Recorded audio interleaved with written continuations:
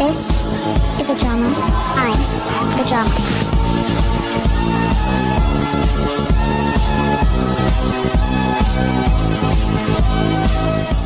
សួស្តីអ្នកនរគ្នាតើយើងទៅមើលរឿងភាគកូរ៉េមួយដែលរឿងហ្នឹងក៏ជារឿងដែលទៅនឹងចេញថ្មីដែរណារឿងនេះគេនិយាយអំពីជីវិតរបស់សិស្សនៅវ័យវិទ្យាល័យតែបើសាច់រឿងលម្អិតយ៉ាងណានោះ admin ក៏អត់ទាន់ដឹងដែរព្រោះថា admin មើលភ្លាមសម្រាប់ភ្លាមយកតែម្ដងណាដើម្បីកុំឲ្យខាត់ពេលយូរអញ្ចឹងយើងទៅមើលរឿងហ្នឹងតែម្ដងគ្រាន់តែយើងបើកក្បាលសាច់រឿងភ្លាមក៏ឃើញតួស្រីរបស់យើងដែលនាងមានឈ្មោះថាគឹមជីអ៊ឺនគឺថានាងពិតជាមានប្រជាប្រិយភាពមែនទែននៅក្នុងសាលាម្នាក់នាំគ្នាចង់រមមើលនាងណាដោយសារតែនាងស្អាតពេកមិនថាប្រុសស្រីនោះទេគេនាំគ្នាមើលពេញហ្នឹងតែម្ដងមានអ្នកខ្លះវិញក៏សួរថាជីអ៊ឺនណាឯងមានចាំយើងអត់តែជីអ៊ឺនគេលេងរកណាគេថាគេអត់ចាំទេមានអ្នកខ្លះតែក៏បានផុសថាថ្ងៃហ្នឹងគេបានឃើញខ្វីនជីអ៊ឺនអញ្ចឹងទៅសំខាន់ហើយជីអ៊ឺនសិតតែខ្វីនទៀតហើយសិស្សផ្សេងទៀតហ្នឹងក៏នាំគ្នាតាមជីអ៊ឺនដូចជាតារាអញ្ចឹងពេលហ្នឹងក៏ស្អាតតែមានសិស្សពីរនាក់ដើរមកបុកជីអ៊ឺនមួយទំហឹងណាពេលហ្នឹងក៏ធ្វើឲ្យជីអ៊ឺនគេភ្ញាក់ខ្លួនហើយតាមពិតទៅសកម្មភាពអំបញ្ញមិញហ្នឹងសិតតែនាងសម័យទាំងអស់ហ្នឹងរួចហើយសិស្សពីរនាក់ប្រុសនេះក៏នាំគ្នាមកសួរជីអ៊ឺនតើនាងមានកើតអីអត់ដោយសារតែអំបញ្ញមិញពីរនាក់គេបានដើរបុកជីអ៊ឺនហើយពីរនាក់គេក៏បានសួរជីអ៊ឺនថាតើជីអ៊ឺនរៀនថ្នាក់ជាមួយគេមែនព្រោះថាគេមើលទៅដូចជាអត់ចាំអញ្ចឹងណាហើយគេក៏បានសុំទោសជីអ៊ឺនដែលគេដើរបុកជីអ៊ឺនអញ្ចឹងទៅតែជីអ៊ឺននាងថានាងមិនអីនោះទេមើលទៅជីអ៊ឺននាងពិតជាអន់ចិត្តណាព្រោះថាសូម្បីតែសិស្សពីរនាក់នេះក៏មិនស្គាល់នាងដែរតែធ្លាប់ឃើញក៏មិនធ្លាប់ឃើញទៀតណាចំណែកសិស្សនៅក្នុងថ្នាក់នេះវិញគេនិយមលេងកម្មវិធីមួយដែលកម្មវិធីហ្នឹងមានឈ្មោះថា Insider Time ដែលគេហៅកាត់វាថា IT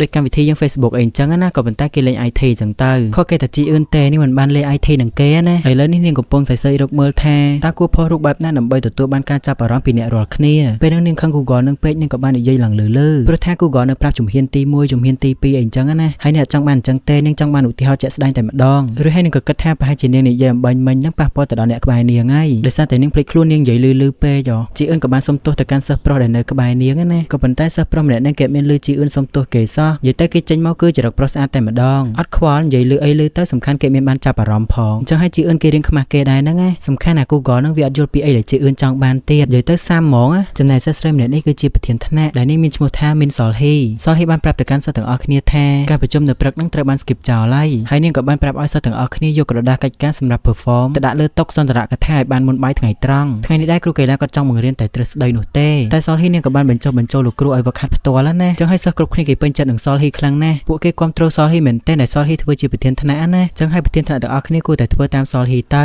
តែគេស្អប់នឹងប្រយ័ត្នគេព្រួតគ្នាវាយចំណែកជីអ៊ឺនវិញនាងបានសរសើរសុលហ៊ីក្នុងចិត្តព្រោះថាសុលហ៊ីមើលទៅពិតជាប្រកែណានៅក្នុងការនិយាយស្ដីហើយក៏អាចឲ្យអ្នកគ្រប់គ្នាចូលចិត្តនាងអីចឹងទៅចំណែកសិស្សប្រុសម្នាក់នេះវិញគេមានឈ្មោះថាបងហ្គូថ្ងៃនេះគេមករៀងលេងបន្តិចណាដោយសារតែគេចោទធ្វើកិច្ចការដែលគ្រូតាមផ្ទះបានដាក់ឲ្យសុលហ៊ីគេបានដាក់ឈ្មោះឲ្យបងហ្គូថាមាត់ម៉ូទ័រហ្នឹងដោយសារតែបងហ្គូគេប្រកែនិយាយពេកនិយាយទៅគេមកមានបាត់មួយម៉ាត់នោះទេគាត់តែមកដល់ភ្លាមនិយាយភ្លាមហ្មងបងហ្គូក៏ជាអ្នកមានប្រជាប្រិយភាពម្នាក់នៅក្នុងថ្នាក់ដែរនិយាយទៅគេដូចតែសុលហ៊ីដែរហ្នឹងគេមានបុគ្គលិកលក្ខណៈបែបខ្ជូតគួរឲ្យស្រឡាញ់ណាសូម្បីតែ nickname គេក៏គួរឲ្យស្រឡាញ់ដែរចឹងហើយជីអ៊ឺននាងក៏បានសម្លឹងឃើញម្នាក់ទៀតហើយនិយាយពីសិស្សប្រុសម្នាក់នេះវិញឡើងសង្ហាហ្មងបើថាមកគេវិញឡើងស្អាតហ្មងនិយាយទៅគឺដូច admin អញ្ចឹងគាត់ចាញ់ admin បន្តិចដែលសិស្សប្រុសម្នាក់នេះគេមានឈ្មោះថា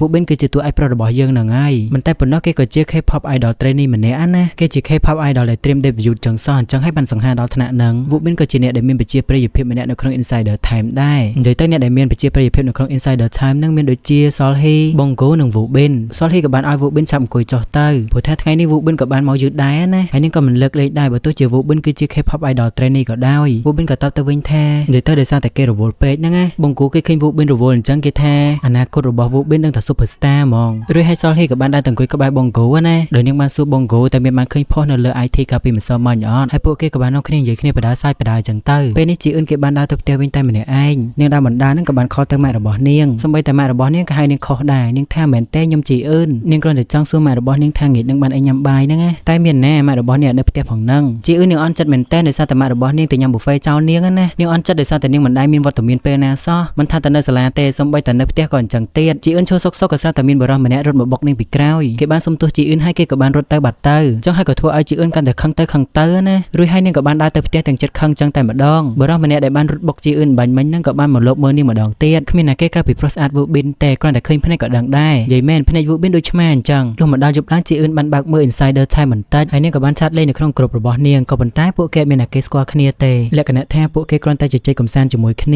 ក៏ប៉ុន្តែមិនបង្ហាញអត្តសញ្ញាណទៅគ្នាទេពួកគេម្នាក់ៗមានរឿងប្រាប់គ្នាទៅវិញទៅមកណារួចហើយជីអឿនក៏បានចូលរួមលេងជាមួយគេដែរដោយនាងបានប្រកែកគ្នាជាមួយនឹងអ្នកនៅក្នុងក្រុមថាជីវិតខ្ញុំរាល់ថ្ងៃពិបាកខ្លាំងណាស់ញ៉ាំបាយក៏ម្នាក់ឯងធ្វើអីក៏ម្នាក់ឯងចឹងទៅគេមានមិត្តភក្តិនោះទេចំណែកអ្នកនៅក្នុងក្រុមវិញក៏ប្រកែកណាគេថាអត់ទេគឺខ្ញុំពិបាកជាងនិយាយទៅពួកគេទាំងអស់គ្នាសុទ្ធតែពិបាកទាំងអស់គ្នានឹងតែអ្នកនៅក្នុងក្រុមនឹងក៏ឲ្យជីអឿនឈ្នះណាគេប្រកែកឈ្នះជីអឿននោះទេរួចហើយជីអឿនក៏បានកេងអន់ចិត្តដោយសារតែជីវិតនាងពេលនេះវាគួរឲ្យធុញថប់ខ្លាំងណាស់រឿងក៏បានកាត់មកដល់ថ្ងៃថ្មីណាពេលដែលជីអឿនដើរសុកវូប៊ិនក៏បានដើរមកនិយាយជាមួយនឹងជីអឿនដោយសារតែគេមានរឿងចង់ពឹងពាក់ជីអឿននាងឆ្ងល់ណាស់សុកវូប៊ិនក៏មានរឿងពឹងពាក់នាងតាមពិតទៅវូប៊ិនគេចង់ខ្ចីទូរស័ព្ទរបស់ជីអឿនហ្នឹងណាគេថាដោយសារតែគេបាត់ទូរស័ព្ទជីអឿនវិញបានគេខ្ចីទូរស័ព្ទចឹងសប្បាយអដល់ហើយនាងឲ្យវូប៊ិនខ្ចីទូរស័ព្ទសិនណាចាំពេលវូប៊ិនប្រើការឲ្យទុកនៅក្នុងថតទុករបស់នាងទៅវូប៊ិនក៏តបទៅវិញថាអត់នោះទេដោយសារតែឥឡូវនេះមានចោលច្រើនណាស់នៅក្នុងថ្នាក់គេខ្ចីប្រើតែមួយផ្លែទេតិចគេនឹងឲ្យវិញហើយចំណែកជីអឿនវិញក៏បានរួចមើលមុខរបស់វូប៊ិនណាអ្នកណាមិនមើលបានសង្ហាម្លឹងនោះហើយនាងក៏សរសើរវូប៊ិននៅក្នុងចិត្តណាថាវូប៊ិនពិតជាសង្ហាមែនតែនចំណែកជីអឿនវិញនាងក៏ស្អាតណាស់ដែរនិយាយទៅតួយើងមួយគឺស្អាតខ្លាំងហ្មង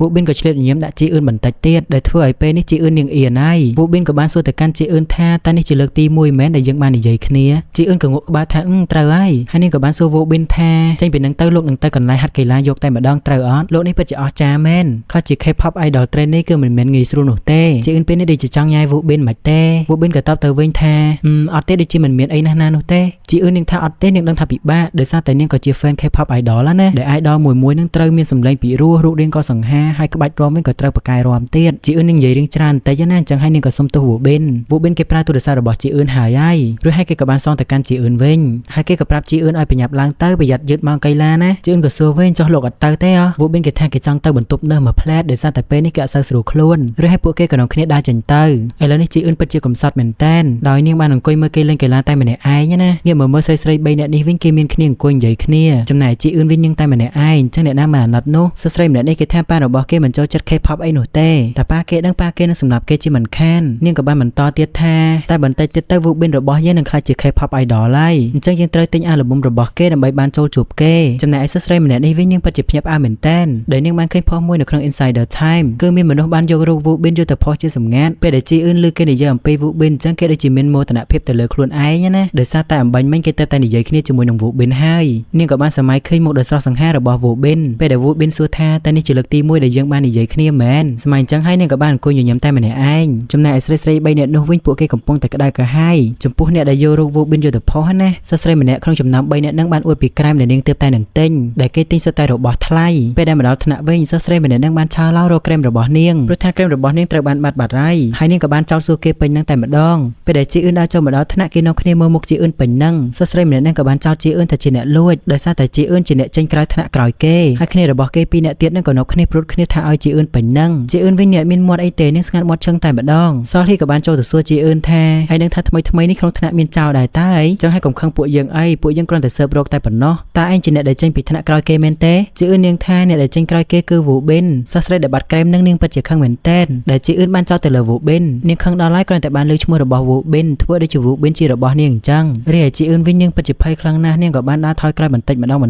ងស្រាប់តែពេលនឹងវូប៊ិនក៏បានមកទប់ក្នុងនាងពីក្រោយវូប៊ិនគេបានប្រាប់ទៅកាន់អ្នកទាំងអស់គ្នាថាកុំឲ្យចោទប្រកាន់ទៅលើជីអឿនអីព្រោះថាអ្នកដែលចេញក្រោយគេគឺជាគេនោះទេតែសលហ៊ីថាមុននឹងនាងមិនបានឃើញវូប៊ិនទៅមកហាត់ប្រាណនោះឡើយវូប៊ិនគេថាដោយសារតែគេមិនសូវស្រួលខ្លួនគេបានទៅបន្ទប់នៅហើយគេជាអ្នកលុកសោថ្នាក់រៀនហើយមុននឹងគេក៏ជាអ្នកមកបើកសោថ្នាក់ដែរអញ្ចឹងគេនឹងហើយគឺជាអ្នកដែលចុងក្រោយគេទាំងចេញទាំងចូលតែគេក៏មិនបានឃើញនរណាគេដែលគួរឲ្យសង្ស័យឡើយវូប៊ិនក៏បានបញ្ជាក់ទៀតថាមិនមែនជាជីអឿននោះទេនាងចេញទៅយឺតដោយសារតែខ្ញុំបានសុំឲ្យនាងជួយរឿងមួយបងគូក៏បានចូលមកនិយាយថាអញ្ចឹងមានតែវូប៊ិនហ្នឹងឯងដែលជាអ្នកលួចក្រែមស្រីដែលជាម្ចាស់ក្រែមហ្នឹងក៏ថាតែឯងឈួតទេអីឯងឆាប់បិទមាត់ឯងភ្លាមទៅអញ្ចឹងហើយបងគូក៏បានសុំទោសទៅនាងណាវូប៊ិនគេក៏បានប្រទះឃើញក្រែមនៅថតតុកក្បែរហ្នឹងដោយចៃដន្យហើយវាពិតជាក្រែមរបស់នាងមែនក្រែមហ្នឹងដែរវានៅថតតុករបស់មិត្តភក្តិរបស់នាងណាម្នាក់ស្រីហ្នឹងក៏ថាដោយសារតែយើងរំមិនទាន់សពចំណែកសិស្សប្រុសម្នាក់នេះវិញក៏ថាគួរតែសុំទោសទៅកាន់ជីអឿនទៅអញ្ចឹងហើយនាងក៏បានសុំទោសក៏ប៉ុន្តែមានមើលមុខជីអឿនទេហើយសុំទោសសុទ្ធតែជាភាសាជប៉ុនទៀតឬហើយពួកគេក៏នាំគ្នាបំបែកគ្នាទៅសលហ៊ីក៏បានទៅសួរជីអឿនថាតើនាងអន់ចិត្តអត់ពីរឿងដែលបានកើតឡើងមុនហ្នឹងណាតែជីអឿនគេថាអត់អីនោះទេសលហ៊ីក៏បាននិយាយទៀតថានាងគ្រាន់តែនិយាយថាវូប៊ិនជាអ្នកចេញក្រោយគេទៅគឺបានហើយក៏ប៉ុន្តែនាងដូចជាអត់ហ៊ាននិយាយមិនទេបងគូគេក៏បានលូកមាត់គេថាប្រហែលជាជីអឿនភ័យពេកហើយដោយសារតែសម្លឹងភ្នែកដែលគួរឲ្យខ្លាចរបស់នាងហ្នឹងជីអឿនក៏បានលួចមើលមុខរបស់វូប៊ិនតិចណាសលហ៊ីក៏បានសួរវូប៊ិនតើឯងឈឺមែនព្រោះថាមុនហ្នឹងគេថាគេអត់ស្រួលខ្លួនគេបានទៅបន្ទប់នៅវូប៊ិនគេ គេថាគ្រាន់តែឈឺក្បាលតែប៉ុណ្ណោះហើយគេក៏សួរទៅកាន់ជីអឿនវិញតើអូខេអត់ជីអឿននាងបានគិតនៅក្នុងចិត្តថានេះជាលើកទី1ហើយដែលមានអ្នកមកជួយនាងបែបនេះហើយនាងក៏បានអរគុណទៅកាន់វូប៊ិនដែលបានជួយនាងតែប៉ុណ្ណេះដឹងតែលងស្នេហ៍គេថែមទៀតហើយវូប៊ិនក៏សួរថាតែនាងនិយាយគេអឿនជូចាប់មកអ្នកទាំងអស់គ្នាហើយគ្រាន់តែលើអឿនជូភ្លាមជីអឿនគេអន់ចិត្តណាព្រោះថាវូប៊ិនគេមានបានចាំឈ្មោះជីអឿនទេហើយនៅហៅគេម្ដងទៀតណាអឿនជូជីអឿននាងកាំងស្ដោកតែម្ដងនិយាយអីក៏អត់ចាញ់ដែរឬហើយជីអឿននាងបានដើរទៅផ្ទះវិញទាំងអន់ចិត្តណានាងបាននឹកឃើញដល់វូប៊ិនហើយនាងថាអឿនជូពេញមាត់តែម្ដងចិត្តចាប់ឈរមេទៅហើយសម្បីតែឈ្មោះនាងក៏វូប៊ិនមិនស្គាល់ដែរចាប់មកវូប៊ិនអើយអត់ស្គាល់ឈ្មោះស្រីស្អាតក្នុងថ្នាក់ជីអឿនក៏បានឈរស្រែកថាខ្ញុំគឺឈ្មោះគឹមជីអឿន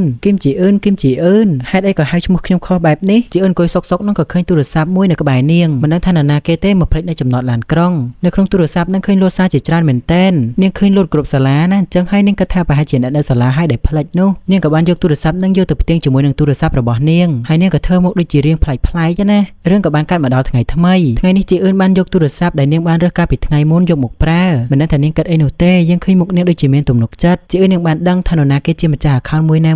ណាព្រោះថាម្ចាស់ account មួយគេបានបង្ហាញខ្លួននោះទេតែពេលនេះជីអឿនគេបានដឹងអស់ហើយទាំងសលហ៊ីទាំងបងគូទាំងវូប៊ិននាងដឹងទាំងអស់ហើយជីអឿននាងឈរទាំងមានស្នាមញញឹមណានាងគិតថាម្នាក់ដូចជាតារានៅក្នុង Insider Time អញ្ចឹងគេ Insider នាងចាត់ទុកខ្លួនឯងជា Outsider ជីអឿនគេចេះរនឹកឃើញលើកនេះជាឱកាសរបស់នាងហើយដែលនាងនឹងផ្លាស់ពី Outsider ទៅ Insider នឹងគេដែររឿងក៏បានបង្ហាញឲ្យយើងឃើញមិនតិចតាមពិតទៅវូប៊ិនជាអ្នកដែលឲ្យសិស្សប្រុសពីរអ្នកនឹងទៅសុំទោសជីអឿននៅពេលដែលពួកគេបានដើរបុកជីអឿនកាលពីដើមសាច់រឿងពីអ្នកគេស្ដាប់បង្គាប់វូប៊ិនមែនតែនវូប៊ិនឲ្យទៅសុំទោសគេក៏ទៅសុំទោសតាមនឹងអញ្ចឹងទៅតាមពិតទៅវូប៊ិនតាមមើលជីអឿនរហូតសោះហ្នឹងភាគទី1ស្រេចតែត្រឹមនេះហើយចាំមើលភាគទី2បន្តទៀតណាបាយអ្នកទាំងអស់គ្នាបើសិនជាអ្នកទាំងអស់គ្នាចង់លើកទឹកចិត្ត admin ក្នុងការសម្រាយរឿងបន្តទៀតអ្នកទាំងអស់គ្នាអាចឧបត្ថម្ភតាមរយៈកុងធនាគារនេះបានហើយកុំភ្លេចសរសេរ note នៅក្នុងនឹងផងណាដើម្បីឲ្យ admin មើលទៅដឹងដូចជាសរសេរថា admin ពិតជាស្អាតខ្លាំងណាស់អីចឹងទៅតែបើសិនជា admin អត់បានឃើញទេអ្នកទាំងអស់គ្នាជួយ comment នៅក្នុងវីដេអូប្រាប់ admin ផងណាអរគុណច្រើនអ្នកទាំងអស់គ្នាបាយ